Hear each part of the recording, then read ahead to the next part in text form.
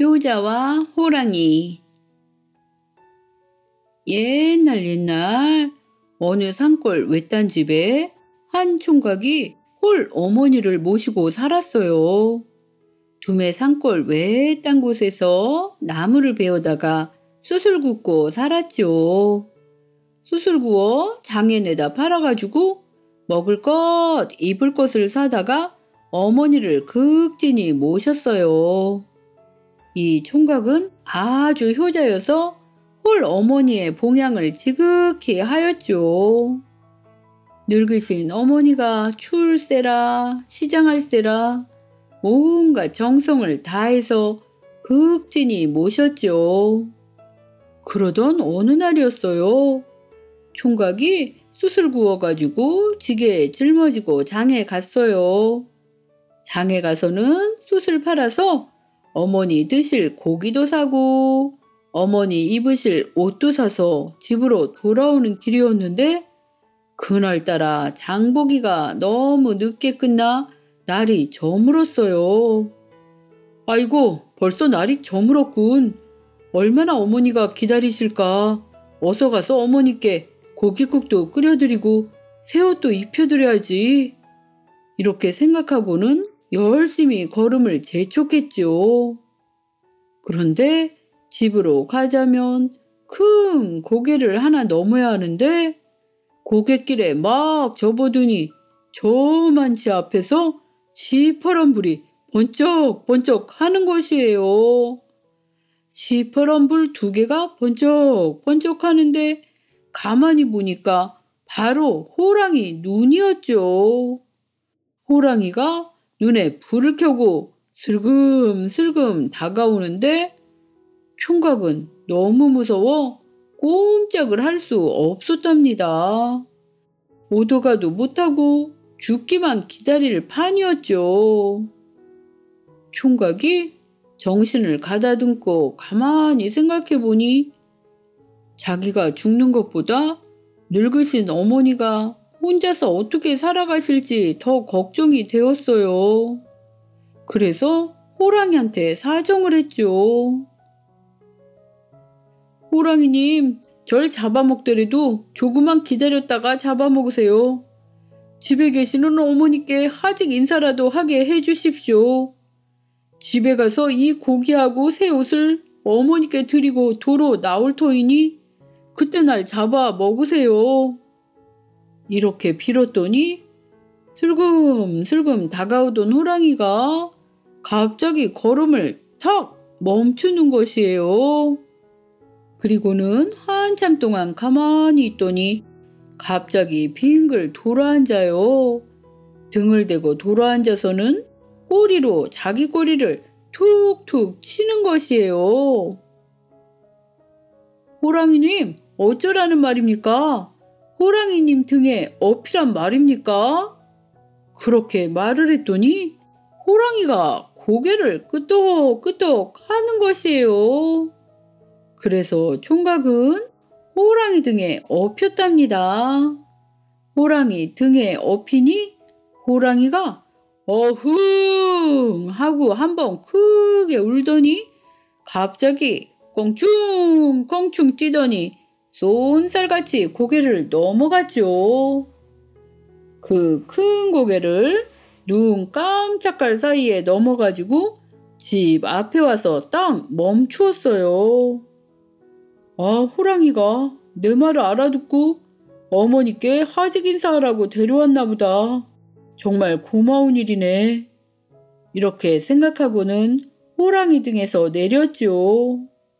집에 들어가 보니 어머니는 그새 호롱불을 켜놓고 아들을 눈이 빠지게 기다리고 있었죠.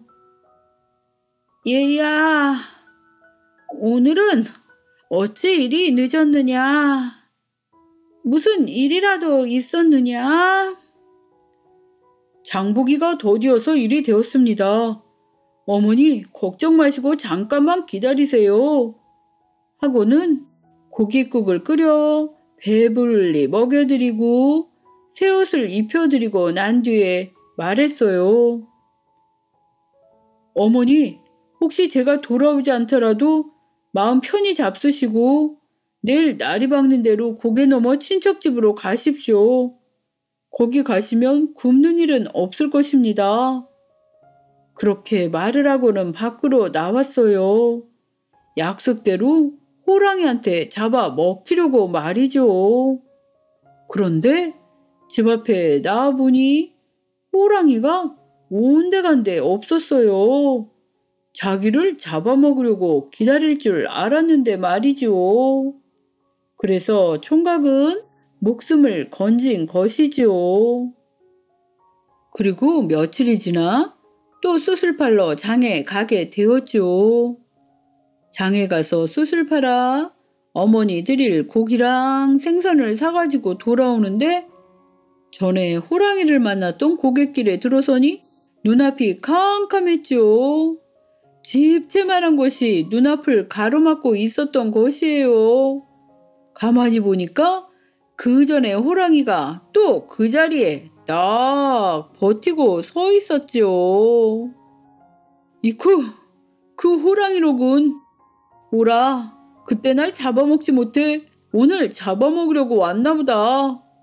이렇게 생각하고 호랑이에게 말을 했어요. 며칠 전에는 호랑이님이 제 사정을 봐주어서 어머니를 뵙도록 해주셨으니 더 무엇을 바라겠습니까? 어서 저를 잡아 먹으세요. 그랬는데 호랑이는 가만히 서 있었어요. 잡아 먹으려고 달려들 기색도 없었지요.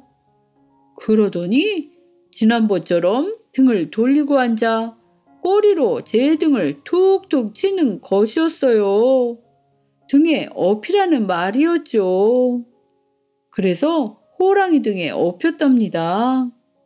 호랑이는 총각을 등에 업고 나는 듯이 고개를 넘어 집 앞까지 가더니 또 탁 멈추어 섰어요. 그래서 호랑이 등에서 내렸죠. 그랬더니 호랑이는 바로 어디론가 가버렸어요. 총각은 호랑이 덕분에 높은 고개를 눈 깜짝할 사이에 넘어왔죠. 그 후로는 총각이 장에만 가면 호랑이가 고갯길에서 기다리고 있다가 등을 돌려 대었죠. 등에 업히면 고개를 넘어 집 앞까지 데려다 주었답니다. 그래서 총각은 장에 갔다 올 때마다 호랑이를 타고 왔죠. 그런데 하루는 장에 갔다 오는 길에 늘 호랑이를 만나는 곳에 왔는데 호랑이가 안 보였어요. 늘 만나던 호랑이가 안 보이니 섭섭하기도 하고 걱정도 되었죠. 그래서 어찌된 일인가 하고 걱정을 하면서 혼자 고갯길을 오르다 보니 산속에 웬 사람들이 많이 모여 있었어요. 가보니 사람들이 커다란 구덩이를 파놓았는데 거기에 호랑이가 빠져서 오도 가도 못하고 으르렁 거리고 있었죠. 가만히 보니까 자기를 업고 다니던 그 호랑이였어요. 오늘도 총각을 업어주려고 고개를 넘다가 그만 구덩이에 빠진 것이죠. 다른 사람들은 호랑이가 워낙 무섭게 으르렁하니 손을 못 쓰고 웅성웅성 떠들면서 구경만 하고 있었어요. 그걸 보고 총각이 말했어요. 여보시오, 이 호랑이를 어찌할 셈입니까? 며칠 동안 가만히 두면 굶고 지쳐서 제 풀에 쓰러질 터이니 그때 가서 잡으려 합니다. 그러지 마시고 이 호랑이를 저한테 파십시오. 값은 후하게 쳐드리겠습니다. 그래서 총각은 그동안 숯을 구워서 벌어놓은 돈을 모두 내놓았어요. 그러니까 사람들이 돈을 받고 모두 떠나갔죠. 총각은 호랑이를 구덩이에서 꺼내 주었어요. 호랑이는 다시 살아난 것이었죠. 그 뒤로도 호랑이가 총각을 업고 다녔는데 호랑이도 사람 못지않게 효자 노릇을 했답니다. 어머니가 홍시가 먹고 싶다 하면 홍시가 많은 곳으로 총각을 얻고 가고, 산딸기가 먹고 싶다 하면 산딸기가 많은 곳으로 얻고 갔죠. 그렇게 총각과 호랑이는 어머니를 모시고 오래오래 잘 살았답니다.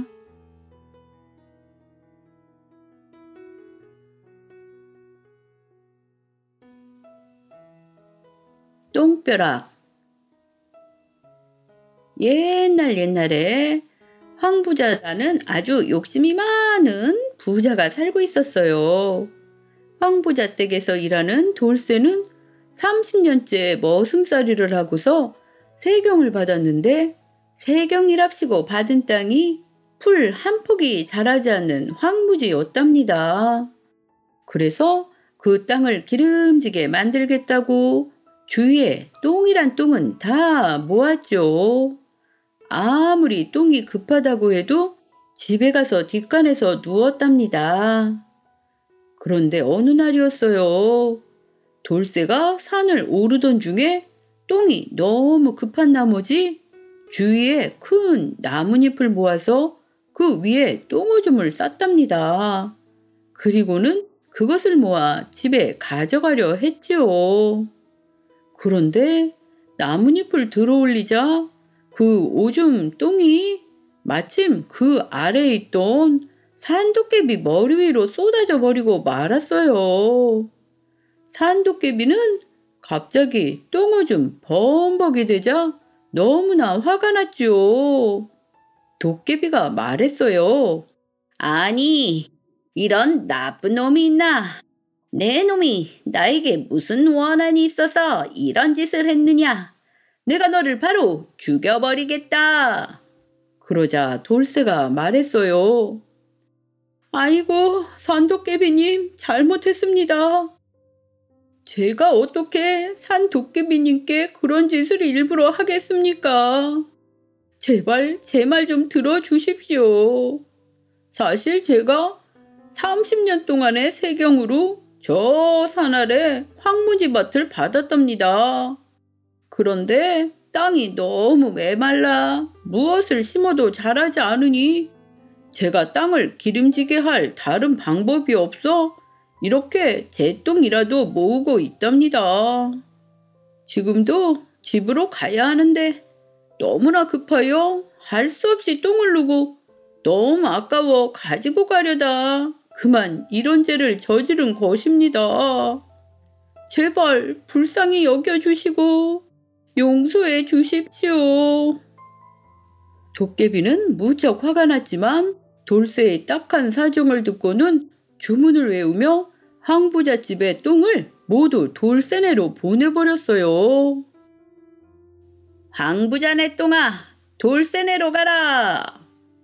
집에 돌아오니 똥간에 똥이 가득 차 있었지요.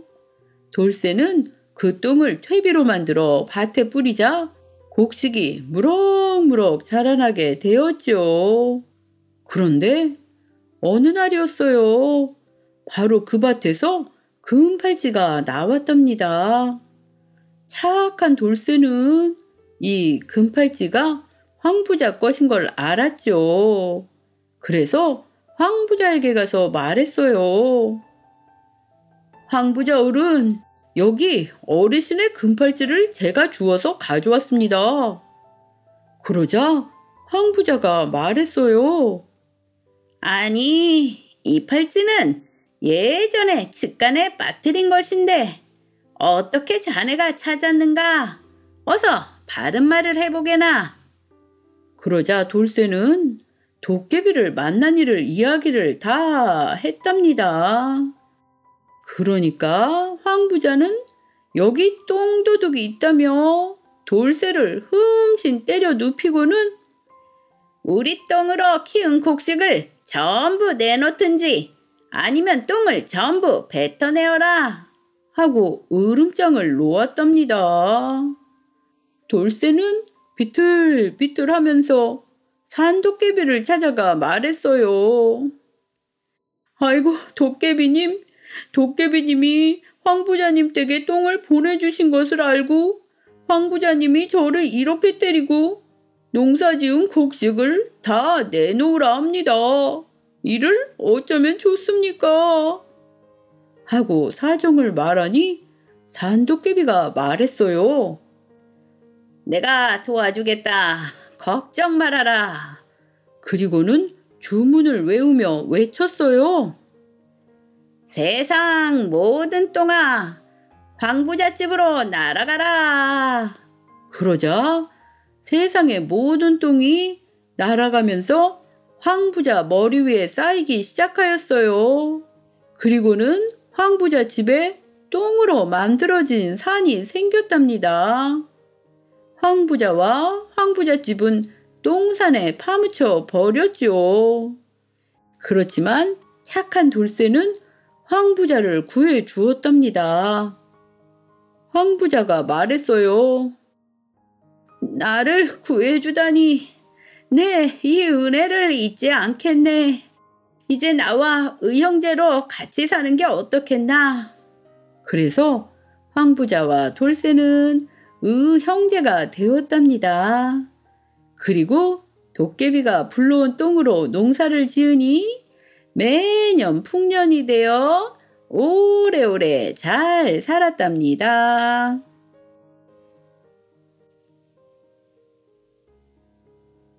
장님의 지혜. 옛날에 어떤 장님이 푼푼히 돈을 벌어 500냥이나 모았어요. 앞을 못 보는 장님이 굉장히 많이 모아놓았지요. 그래서 이것을 어떻게 하면 잘 간수할 수 있을까 궁리하다가 뒷마당에 묻어두기로 하였답니다. 집안에 도둑이라도 들면 큰일이 나니까요. 그래서 아예 항아리에 넣어서 땅속에 묻어두기로 하였지요. 그래서 뒷마당을 파고 돈 항아리를 묻어두었는데 하필이면 그때 이웃집 욕심 많은 영감이 담 너머로 그걸 모두 보았어요. 이웃집 영감은 원래 엉큼한 욕심장이라 그것을 보고는 가만히 있지를 못하였지요. 그래서 그날 밤에 몰래 땅을 파고는 돈을 몽땅 훔쳐갔어요. 빈 항아리만 두고는 돈은 모두 가져가 버렸답니다.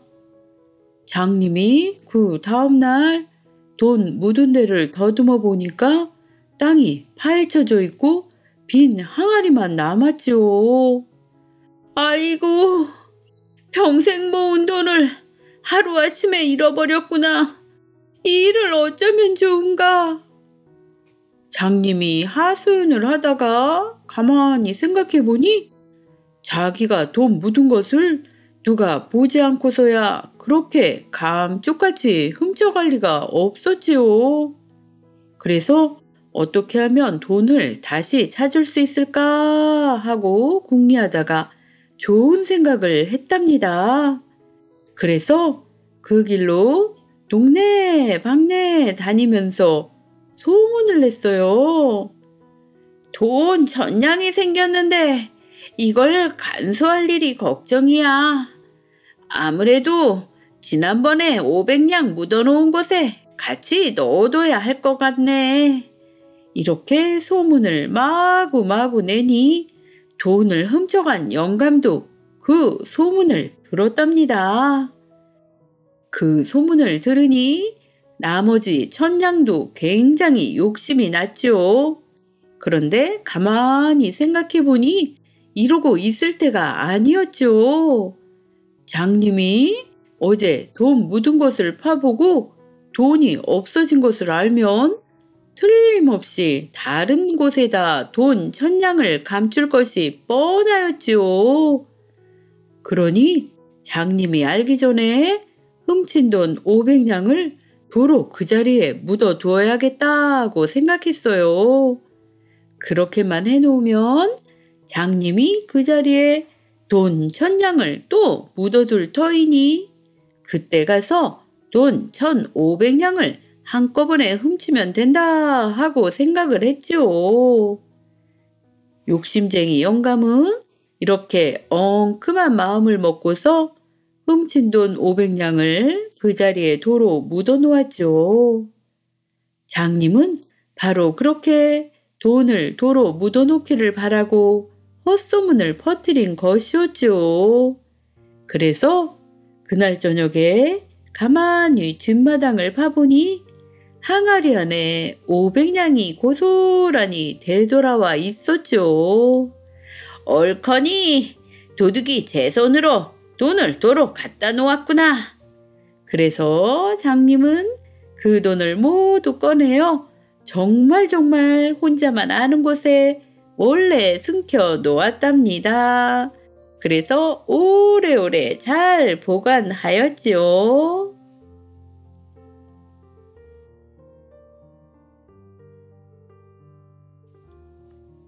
삼태성 삼형제. 옛날 백두산 아래의 작은 마을에 쌍둥이 삼형제가 살고 있었어요.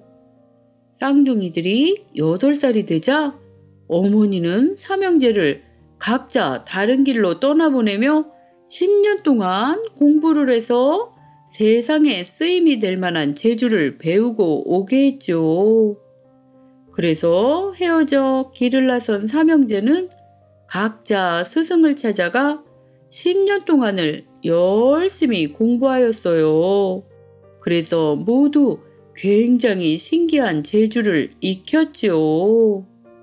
큰 아들은 방석에 앉아서 손바닥을 한 번을 팍 치면 9만리를 날아갈 수 있었고, 둘째 아들은 한쪽 눈을 감으면 다른 쪽 눈으로 9만리를 손금처럼 내다볼 수가 있었어요. 셋째 아들은 무예를 익혀서 칼을 한번 휘두르면 번개불이 일어나고 화살을 날리면 날아가는 새의 눈을 맞추었지요. 하지만 이렇게 큰 재주를 배우고 집에 돌아온 삼형제는 세상의 재주를 드러내지 않고 어머니와 함께 농사를 지으며 살았답니다. 그러던 어느 여름날이었어요. 맑고 청청한 하늘에 갑자기 광풍이 불어오고 흙구름이 하늘을 뒤덮더니 천둥이 몰아치면서 흙비와 돌비가 쏟아지기 시작했어요. 그러더니 천지가 온통 깜깜해져서 눈 앞조차 분간할 수 없었지요. 나중에는 흙비, 돌비가 멈추었지만 세상은 여전히 칠흑처럼 깜깜했어요. 대낮이 분명한데 하늘에 태양이 보이지 않았죠. 지혜로운 노인들이 말했어요. 하늘개가 해를 삼킨 것이다. 하지만 곧 뜨거움을 참지 못하고 배뜰 것이야. 그렇지만 아무리 기다려도 해는 나타나지 않았답니다. 이틀이 지나고 사흘이 지나가도 한 번 사라진 태양은 도무지 나타날 줄을 몰랐죠. 사람들은 모두 무서워 밖에 나갈 수도 없었답니다. 새도 노래 부르기를 멈추었어요. 무서운 맹수들만이 때를 만난 것처럼 뛰어다니며 흉포한 울음을 토해냈죠. 그때 삼형제의 어머니가 아들 셋을 모아놓고 말했어요. 너희들이 나설 때가 되었다. 가서 해를 찾아오너라. 해를 찾기 전에는 돌아올 생각을 말아라. 삼형제는 큰아들의 방석에 올라타고 매일매일 9만리를 날아다니며 해를 찾기 시작했어요. 세상 천지를 샅샅이 뒤졌지만 해는 어느 곳에도 보이지 않았지요. 그래서 자신들을 가리킨 스승님들을 찾아가서 그 이유를 물어보았지만 스승님들도 해가 어디로 사라졌는지 알지 못했어요. 그때 스승 한 분이 말했어요. 나를 가리킨 노 스승이 향산에 계신데 그분이라면 아실지 모르겠다. 그래서 그 노 스승님을 찾아 향산에 갔지요. 정말로 스승님은 세상 만물에 대해 모르는 것이 없었어요. 노 스승님이 말했어요. 이는 흑룡담에 사는 흑룡의 장난이라네. 흑룡담 속에 몸 길이가 10리나 되는 암수 2마리 흑룡이 있어. 이들이 한번 요동을 치면 9만리 장공을 내달린다네. 이들이 수백 년마다 하늘에 솟아올라 행패를 부리는데 지금 암룡이 해를 삼키고서 하늘 끝으로 날아올랐다네. 지금 이들이 하늘 끝에서 서로 놀고 있으니 어느 용사가 있어 이들을 물리치고 해를 되찾을 수 있을지 모르겠네. 삼형제가 말했어요. 저희들이 하겠습니다. 삼형제는 큰아들의 방석에 올라앉아서 칠흑 같은 하늘 위로 날아올랐어요. 9만리 장천에 솟아오른 다음 둘째 아들이 한쪽 눈을 감고 하늘 끝을 응시한 다음에 하늘 끝에서 놀고 있는 흑룡 2마리를 찾아냈죠. 형제는 싸울 준비를 하고 하늘 위로 날아올랐어요. 둘째 아들은 방향을 가리키고 큰아들은 방석을 몰고 막내 아들은 큰 칼을 높이 들었지요. 흑룡과 아주 치열하게 싸웠어요. 흑룡이 소리를 지를 때마다 우르릉 쿵 내성이 울렸답니다. 하지만 죽음을 무릅쓰고 싸우는 삼형제는 무적이었죠. 막내 아들이 큰 칼을 휘두를 때마다 흑룡을 향해서 번개불이 생겼어요. 견디지 못한 흑룡이 도망가려고 하자 막내 아들이 흑룡을 향해서 화살을 날렸답니다. 화살은 유성처럼 하늘을 날아가 암룡의 허리에 꽂혔지요. 그 순간에 암룡은 하늘이 무너지듯 무서운 소리를 내며 삼켰던 해를 토해냈답니다. 그 순간에 세상에는 해가 돌아왔지요. 세상이 밝아진 것이었답니다. 삼형제는 해를 토하고 달아나는 흑룡의 뒤를 나는 듯이 뒤쫓아갔어요. 막내 아들이 날린 화살이 흑룡의 목에 박히자 용은 무서운 소리를 지르며 흑룡담 속으로 내리 박혔어요. 뒤이어서 한 마리 용이 흑룡담을 향해서 따라가다가 다른 곳에 떨어져서 그만 죽어버렸어요.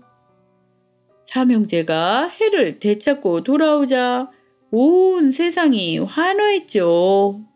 하지만 아직 걱정거리가 남아있었죠. 물속으로 들어간 흑룡은 죽었느냐 살았느냐 어머니가 물어보았어요. 아마도 살아있을 겁니다. 그렇다면 언제 흑룡이 다시 해를 삼키려 들지 모를 일이구나. 너희들의 일이 아직 끝나지 않았다. 이 길로 하늘에 올라가 영원히 해를 지키도록 하거라. 거역할 수 없었지요. 쌍둥이 삼형제는 그 길로 밤하늘로 날아 올라갔어요. 그리고 다시는 내려오지 않았답니다. 그때부터 하늘에는 전에 없던 3개의 별이 생겨났어요. 밤하늘을 올려다보면 유난히 빛나는 3개의 별이 동쪽 하늘에서 서쪽 하늘로 천천히 흘러가는 것이 보일 거예요. 그것이 바로 태양을 지키고 있는 삼형제별 삼태성이랍니다.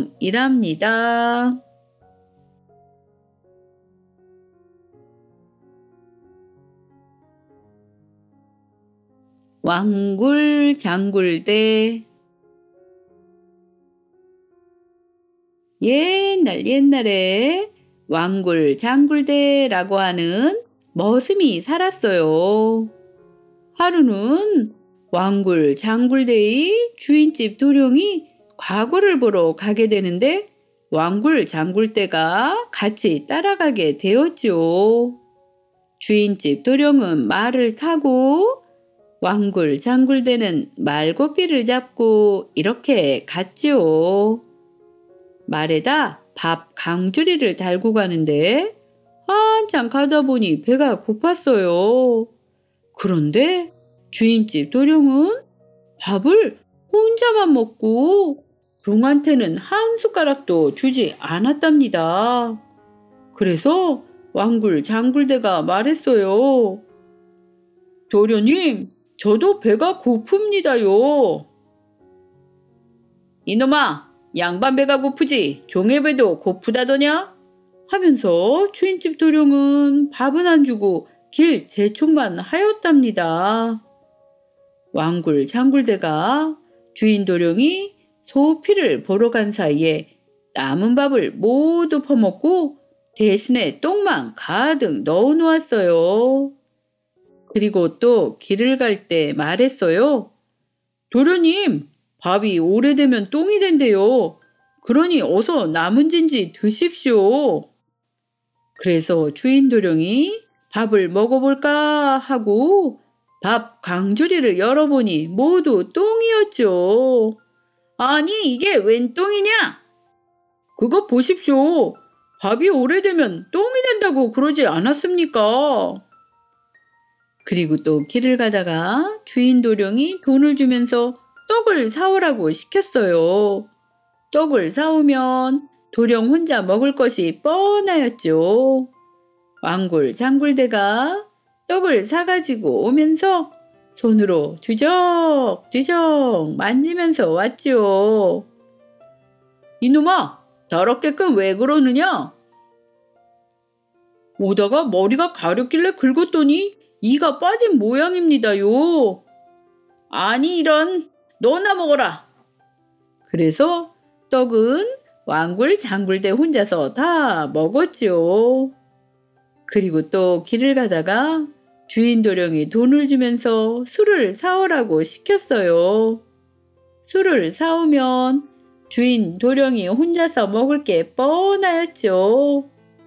왕굴장굴대가 술을 사가지고 오면서 손가락으로 휘휘 저었어요. 이놈아, 더럽게실이 왜 그러느냐? 오다가 콧물이 떨어져서 그걸 건져내려고 그럽니다요. 에이, 이놈, 너나 먹어라. 그래서 왕굴장굴대가 술도 혼자서 다 먹었답니다. 주인 도령은 한참 동안 아무것도 못 먹어서 배가 고팠어요. 그래서 왕굴장굴대를 주막집 밖에 혼자 세워놓고 혼자서 밥을 먹으러 들어가는 것이에요.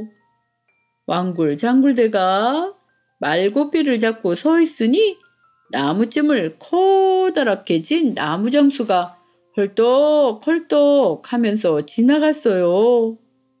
왕굴장굴대가 말했어요. 여기 있어. 이 말에 짐을 싣고 가시오. 하고는 나무장수에게 말을 주었어요. 그리고는 고삐만 풀어지고 서 있었죠. 주인 도령이 밥을 다 먹고 나와보니 왕굴장굴대가 빈 고삐만 잡고 서 있었어요. 이놈아, 말은 어떻게 하고 고삐만 쥐고 서 있느냐? 어라? 아까는 말이 달려있었는데 언제 없어졌지요? 그러니까 주인 도령이 화가 머리끝까지 나서 왕굴장굴대를 집으로 돌려보냈답니다. 돌려보내면서 왕굴장굴대 등에다가 글자를 썼어요. 뭐라고 썼냐면 이놈은 주인 먹을 것을 다 가로채고 말까지 팔아먹은 놈이니 돌아가는 대로 때려 죽이시오. 라고 썼던 것이에요. 왕굴 장굴대가 집으로 돌아가다가 길에서 어떤 선비를 만났답니다. 선비에게 물었어요. 선비님, 제 등에 글자가 써 있는데 뭐라고 써 있는지 보아주십시오. 선비가 등에 쓴 글자를 줄줄 읽는데 들어보니 집에 돌아가면 죽을 판이었죠. 아이고 선비님, 저 좀 살려주십시오. 배가 고파 도련님 잡수실 것을 제가 먹고 나무장수가 하도 힘들어 보이기에 말을 줬더니 그대로 죽게 됐습니다요. 그러자 선비가 말했어요. 그런 일로 사람을 때려 죽이라다니 참 고약한 주인이군. 네, 이 글을 말끔히 지우고 다시 써주겠네. 선비가 등에 글을 다시 쓰기를 이 사람 덕분에 과거에 급제했으니 돌아가는 대로 면천하여 누이 동생과 혼인을 시키고 놈 맞이기를 떼어주라 하고 썼답니다. 왕굴 장굴대가 집에 돌아와서 등에 쓴 글을 보이니 집안 사람들이 그대로 해 주었지요. 그래서 잘 살게 되었답니다. 그런데 나중에 주인 도령이 과거에 낙방하고 돌아왔어요.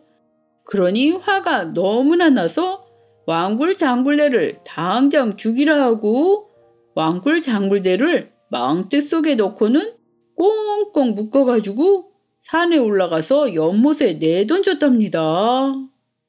그런데 망대가 떨어지다가 연못과 대추나무에 걸리는 바람에 거기에 대롱대롱 매달렸어요.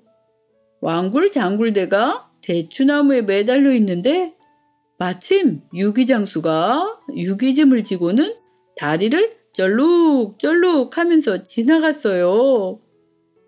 왕굴 장굴대가 유기장수 들으라고 일부러 큰 소리로 말했어요.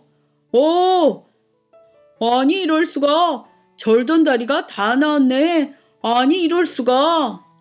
그러니까 다리가 저는 유기장수가 기가 번쩍 뛰었죠.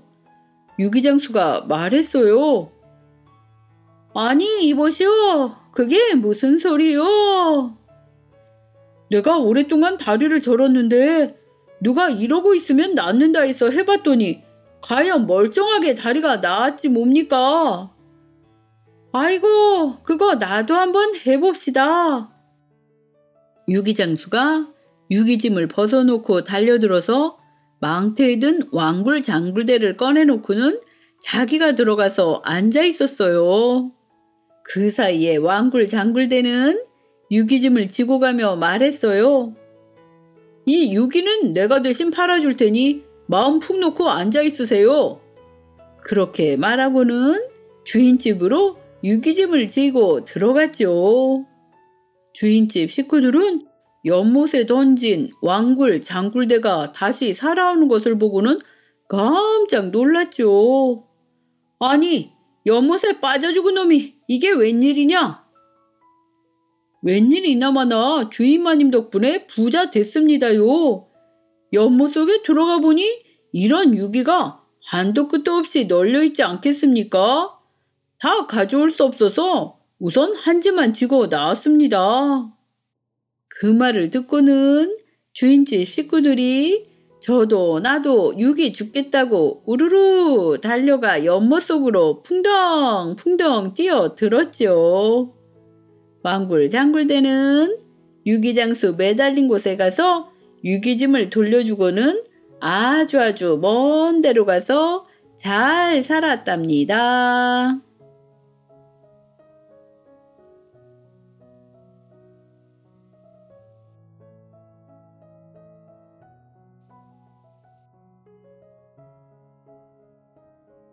돌부처에게 비단을 판 바보.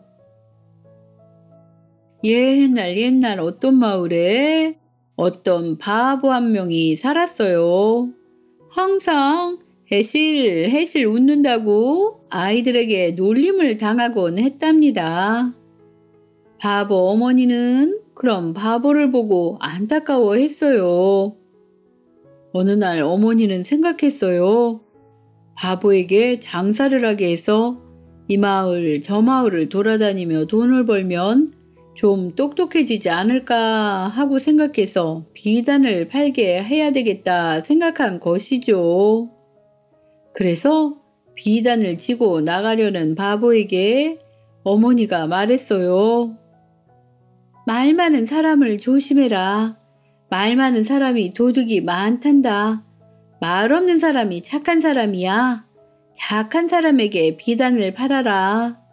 하고 일러주었죠. 바보는 이 마을 저 마을 돌아다니며 비단을 팔기 시작했어요. 어떤 마을에서 말 많은 아주머니들이 나와서 비단을 사겠다고 말했지만 바보는 말 많은 사람이 도둑이라는 어머니의 말을 떠올리면서 곧장 짐을 꾸리고 그 자리를 떠났어요. 길을 가던 중에 말없이 길에 앉은 돌부처를 발견했죠. 돌부처를 사람이라고 생각하고 돌부처에게 비단을 팔기 시작했어요. 돌부처는 말없이 앉아있기만 했고 바보는 말없는 사람은 착한 사람이라는 어머니의 말씀을 떠올리고는 비단을 풀어놓고 사라며 재촉을 했답니다. 그래도 돌부처는 말없이 앉아있기만 했답니다. 바보가 생각했어요. 돈이 지금 없어서 사지 못하는가 보다. 그러면 내일 돈을 받으러 와야지. 그리고 집으로 돌아갔답니다. 다음날 돌부처를 찾아가 보니 비단은 누가 훔쳐가고 없었죠. 이를 알 턱이 없는 바보가 말했어요. 비단을 집으로 들고 갔으니 돈은 내일 주시오. 하고 집으로 돌아갔죠. 집으로 돌아가니 어머니가 비단값을 받아오지 못한 거에 화를 내며 안타까워했답니다. 그 다음날에 돈을 달라며 바보는 돌부처를 흔들며 소리쳤어요. 그 바람에 돌부처가 그만 쿵 하고 쓰러졌답니다. 그런데 쓰러진 자리에 금은 보화가 쌓여 있었어요. 그 금은 보화는 사실은 도둑들이 훔친 물건을 숨겨둔 것이었답니다. 바보가 말했어요. 돈을 여기 두었다고 말하면 되잖아요.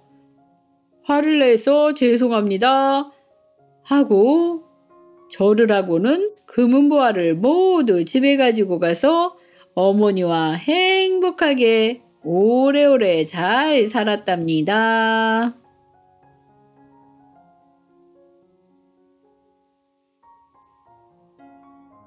토끼 꼬리가 짧은 이유는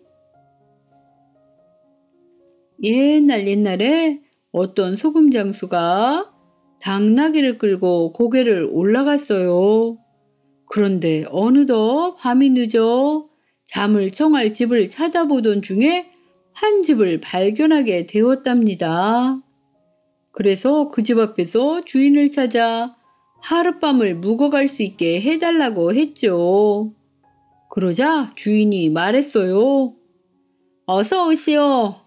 산중이라 심심한데 잘 오셨어.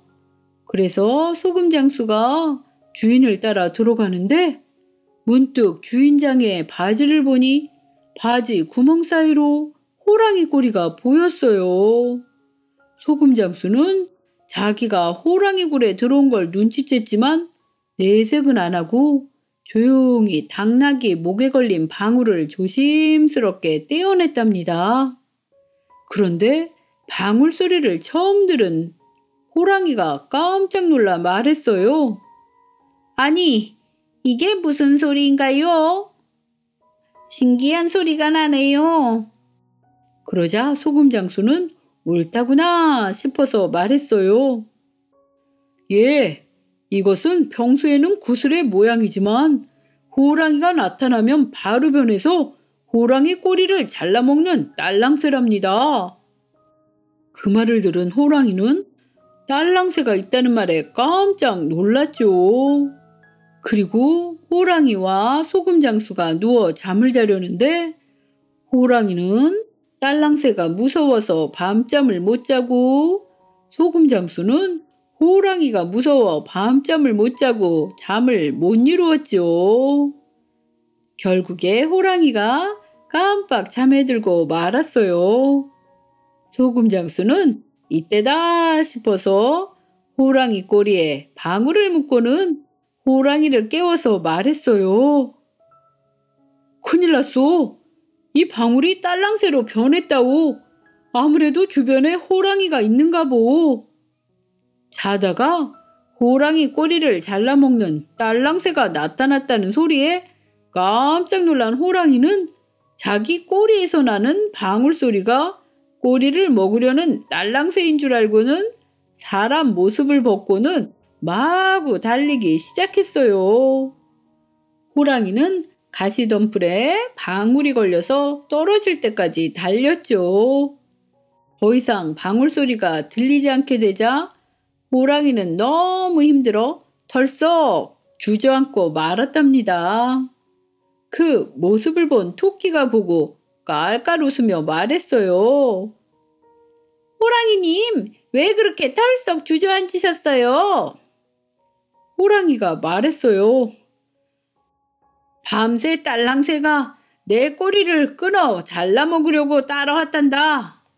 그러자 토끼가 웃으며 말했어요. 호랑이님, 무슨 세상에 딸랑새가 있어요? 저하고 같이 가보아요.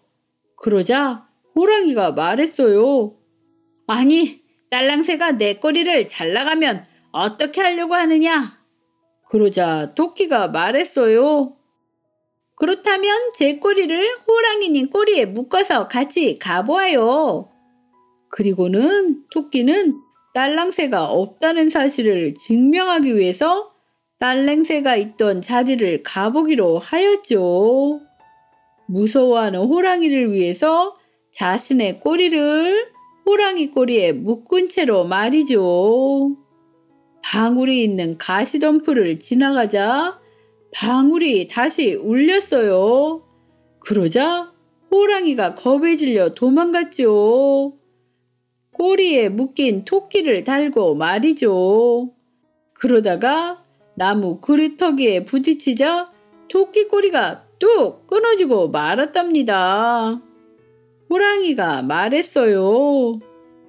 그것 봐라, 딸랑새가 있다니까 안 믿더니 꼬리가 잘리게 되었구나. 그래서 그때부터 토끼의 꼬리가 짧아졌답니다.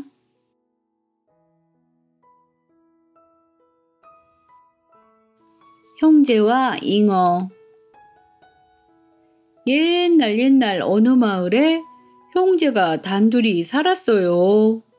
비록 부모님은 없었지만 형제는 남달리 사이가 좋아서 서로 도우며 잘 지냈죠. 형제는 어른이 되어서도 항상 사이좋게 지냈어요. 집도 나란히 이웃돼서 가까이 살았답니다. 그러던 어느 날 밭에 일하러 가 나오는 형님이 늦도록 나타나지 않자 걱정이 되었어요. 형님, 안에 계세요? 아우는 무슨 일이 생겼나 싶어 형 집에 찾아갔어요. 형님은 아파서 끙끙 앓고 있었어요. 형님, 농사일은 걱정하지 마시고 푹 쉬세요. 제가 형님 몫까지 열심히 일할게요. 마음 착한 아우는 형 대신 농사일을 열심히 했답니다. 하지만 여러 날이 지나도 형의 병이 낫지 않았어요. 형님의 병이 깊어지니 이를 어쩐다. 어느 날 아우는 일을 하러 밭으로 가고 있었지요. 마침 강가에서 어떤 할아버지가 큰 잉어를 잡아 올리고 있었답니다. 저 잉어를 형님께 구워드리면 병이 나을 텐데. 아우는 용기를 내서 할아버지에게 말했어요. 어르신, 우리 형님이 며칠째 알아누웠는데 낫지를 않습니다. 그 잉어를 푹 고아 먹이면 금세 나을 것 같은데 제게 잉어를 파시면 안 될까요? 제가 가진 돈이 얼마 없어 잉어 값으로는 많이 모자라겠지만 제가 가진 돈을 다 드리겠습니다.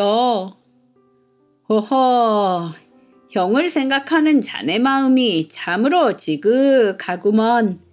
돈은 필요 없으니 그냥 가져가게. 아우의 이야기를 들은 할아버지가 대답했어요.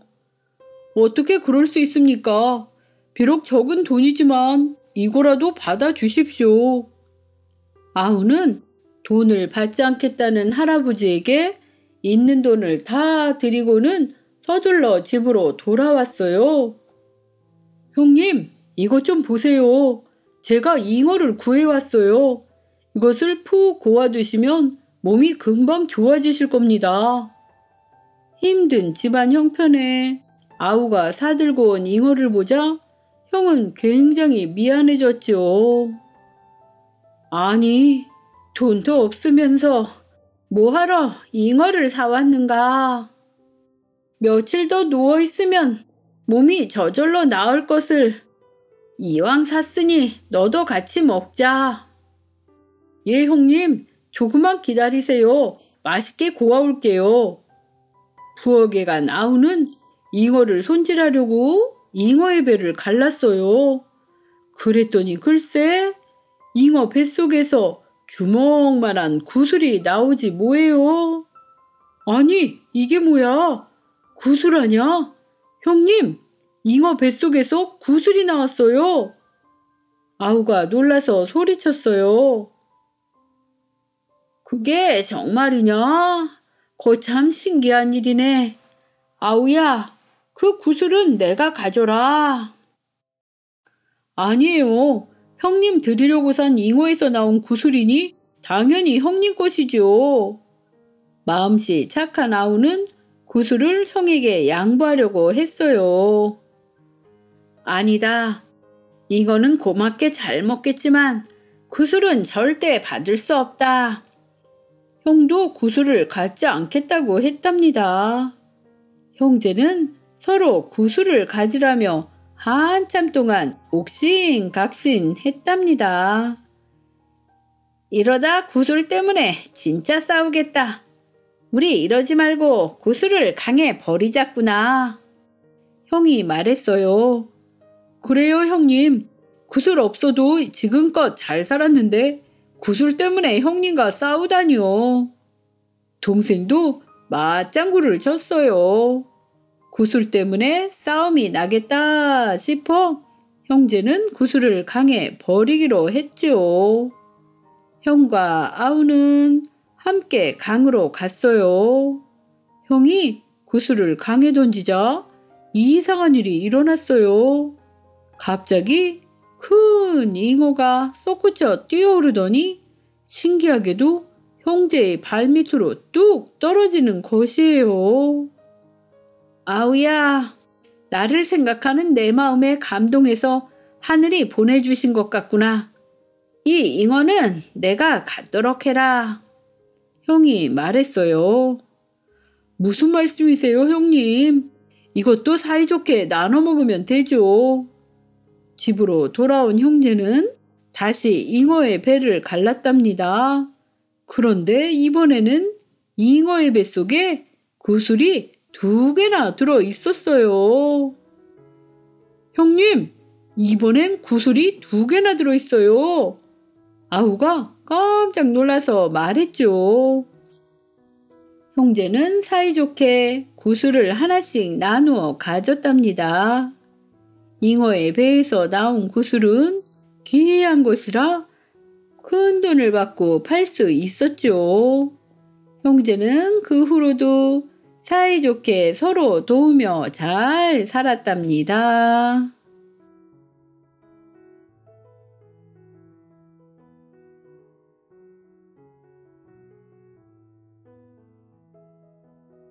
책을 10,000번이나 읽은 아이. 옛날 조선시대에 김득신이라는 아이가 있었어요. 득신이가 태어나기 전에 아버지는 유명한 사람이 나오는 꿈을 꾸었답니다. 좋은 꿈을 꾼 아버지는 아들이 훌륭한 사람이 될 것이라고 믿었죠. 어느덧 득신이가 자라 서당에 다니게 되었답니다. 서당에서 공부하는 게 생각보다 쉽고 재미있는 걸. 내가 아이들 중에서 공부를 제일 잘할지도 몰라. 스스로 공부를 잘한다고 생각한 득신이는 자랑하고 싶은 마음이 생겼어요. 어느 날 득신이는 훈장님에게 말했어요. 훈장님, 제가 요즘 공부한 내용에 대해 말씀드리고 싶습니다. 그러자 훈장님이 아이들을 불러 모아 말씀하셨어요. 얘들아, 득신이가 공부한 내용을 들려주고 싶다는구나. 우리 모두 잘 들어보기로 하자. 득신아, 어서 말해보렴. 공자께서 말씀하시기를 자식은 부모의 득신이는 자신있게 공부한 내용을 말하기 시작했어요. 그런데 어쩌면 좋아요. 글쎄, 어제 저녁에도 열심히 공부했던 내용이 갑자기 떠오르지 않는 것이에요. 심호흡을 크게 하고 다시 한번 말을 하려고 해도 여전히 생각이 나지 않았답니다. 훈장님, 죄송해요. 아무것도 생각나지 않아요. 득신이의 말에 훈장님도 깜짝 놀랐어요. 득신이가 항상 책을 많이 읽고 열심히 공부하는 모습을 보았기 때문에 공부한 내용을 줄줄 외울 줄 알았거든요. 아니, 매일 책만 본다면서 그거 하나 제대로 못 외워? 쟤는 머리가 나쁜가 봐. 지난번에 우리와 함께 공부한 건데 그새 잊어버렸다는 거야? 친구들끼리 쏙닥거리는 말을 듣고 득신이는 자존심이 무척 상했어요. 5번이나 읽었는데도 기억하지 못하는 자신이 부끄럽고 창피했죠. 득신이가 훌륭한 사람이 될 거라고 기대했던 부모님도 아들이 서당에서 돌아오면 배운 것을 이야기해보라고 시켜보고는 했답니다. 하루는 부모님이 득신이에게 물어보았어요. 득신아, 읽으라고 준 책은 다 보았느냐? 네, 어머니, 아버지, 다 읽었습니다. 그 책에 착한 일을 해야 한다고 적혀 있는데 가장 기억에 남는 게 무엇이더냐? 그러니까 득신이는 분명히 열심히 책을 읽었는데도 전혀 생각이 나지 않아 아무 말도 하지 못했어요. 득신아, 책을 제대로 읽지 않았구나. 다시 읽도록 하여라. 아버지가 책을 다시 읽으라고 하자 득신이는 5번이나 읽었다는 말을 차마 하지 못하고 그저 부끄러운 마음에 고개를 숙였답니다. 그도 그럴 것이 득신이의 형과 동생은 책을 한 번만 읽어도 내용을 잘 알고 대답도 잘했거든요. 나는 다른 아이들보다 머리가 많이 나쁜가 봐. 공부를 잘하려면 어떻게 해야 하지? 그래, 남들보다 2배, 3배, 아니 그보다 더 많이 노력하는 수밖에 없어. 득신이는 책 내용을 완전히 알게 될 때까지 계속해서 책을 읽기로 하였답니다. 그 후에 득신이는 다른 아이들이 한두 번 읽고 마는 책도 10번도 넘게 읽었어요. 그렇게 하니 처음에는 몰랐던 책의 내용을 더 깊이 있게 알 수 있었죠. 같은 책을 새로 읽을 때마다 매번 다른 뜻을 새로 깨닫게 되었답니다. 책을 읽는 진정한 즐거움을 알게 된 득신이는 집에 있던 책을 모두 읽기 시작했어요. 그 중에 마음에 꼭 드는 책은 밤낮을 가리지 않고 읽고 또 읽었죠. 이 책에는 정말 좋은 가르침이 담겨 있구나. 늘 가까이 두고 읽으면서 절대 잊지 말아야겠어. 득신이는 책 속의 가르침을 마음에 담아두고 싶어서 같은 책을 10,000번이나 읽었어요. 친구들보다 뒤처지는 것을 탓하지 않고 책을 10,000번씩 읽어 그 내용을 익혔던 것이죠. 이러한 득신이를 보고 비웃는 사람들도 있었어요. 책을 10,000번이나 읽는다지? 저렇게 머리가 나쁜 아이는 처음 봤다네. 남들이 한 번 보면 아는 걸 10,000번이나 읽어야 알 수 있다니. 쯔쯔, 저래가지고 어디 과거 시험을 볼 수나 있겠나? 쓸데없이 책을 여러 번 읽는다고 비웃던 사람들은 득신이가 성공하지 못할 거라고 이야기했답니다. 하지만 자신의 모자람을 탓하지 않고 꾸준히 노력한 김득신은 과거 시험에 당당히 붙었죠. 그리고 책을 읽고 깨달은 것을 마음에 새기는데 그치지 않고 글로 써서 남겼답니다. 김득신은 사람들이 꼭 한번 만나고 싶은 인물이 되었답니다. 자신의 부족한 점을 이겨내고 책에서 배운 가르침을 실천한 김득신은 누구에게나 존경받는 훌륭한 사람이 되었답니다.